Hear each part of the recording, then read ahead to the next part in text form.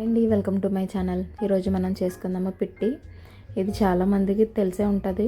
నార్మల్గా బియ్యం పిండితో చేస్తారు, లేదంటే రాగి పిండితో చేస్తారు. మనం అలా కాకుండా రెండు మిక్స్ చేసి చేద్దాము. అది ఎలా చేసుకుందామో చూద్దాం. ఫస్ట్ మనం బియ్యం పిండి తీసుకుందాము. ఎక్కువ క్వాంటిటీలో తీసుకున్నాం, 3-4 కప్ వరకు. అలాగే ఇందులో 1 కప్ రాగి పిండి వేసుకుందాము. అలాగే కొంచెం అంతా సాల్ట్ కూడా వేసుకుని కలిపేసుకుందాం మంచిగా.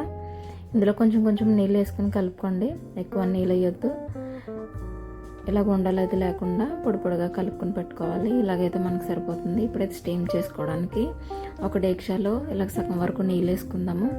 ఒక మంచి కాటన్ క్లాత్ కూడా ఇలా కట్టేసుకోవాలి. ఇప్పుడు పిండి కలుపుకొని పెట్టుకున్నాం కదా, ఈ పిండి అంతా మనము ఇలా వేసేసుకోవాలన్నమాట దీని మీద.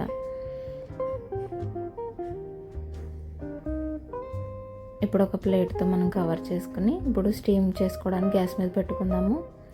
ఒక 20-30 మినిట్స్లో అయితే మనకి స్టీమ్ అయిపోతుంది. చూసారు కదా, మనకైతే అయిపోయింది. ఇప్పుడు ఒక ప్లేట్లోకి తీసుకుందాం.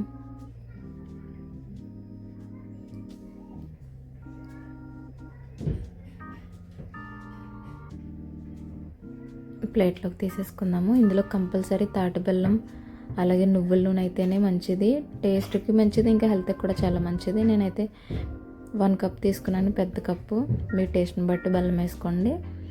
కలుపుకుందాము. వేడిగా ఉంది కదా, అలాగే స్పూన్తోనే కలుపుకోండి. ఇందులో నువ్వుల నూనె కూడా యాడ్ చేసుకుందాము.